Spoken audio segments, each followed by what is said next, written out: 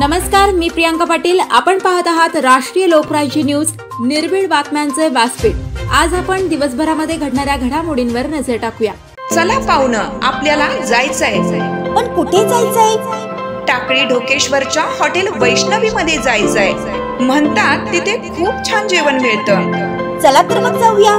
पारनेर तालुक्यातील टाकळी ढोकेश्वर येथील सुप्रसिद्ध हॉटेल म्हणजे वैष्णवी हॉटेल। या हॉटेलची चवच लई न्यारी।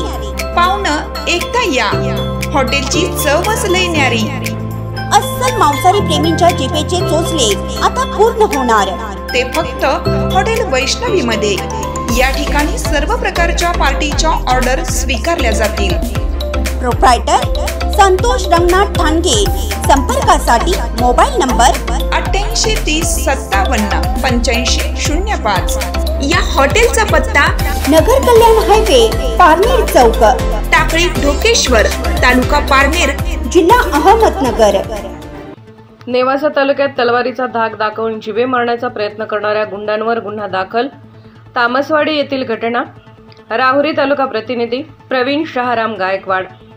नेवासा तालुक्यातील तामसवाडी गावात तलवारीचा धाक दाखवणाऱ्यावर नुकताच गुन्हा दाखल करण्यात आला आहे। याबाबत अविनाश आशाराम कापसे राहणार तामसवाडी आणि विशाल सावळेराम आयनर याच्या विरुद्ध फिर्याद दाखल केली आहे। याबाबत पोलिसांनी दिलेल्या माहितीनुसार शुक्रवार दिनांक 12 संध्याकाळी 7:20 वाजण्याच्या सुमारास फिर्यादी अविनाश कापसे हे त्यांच्या राहत्या घरून गावामध्ये जात असताना तामसवाडी गावातील जय भवानी कृषी केंद्राजवळ आले होते।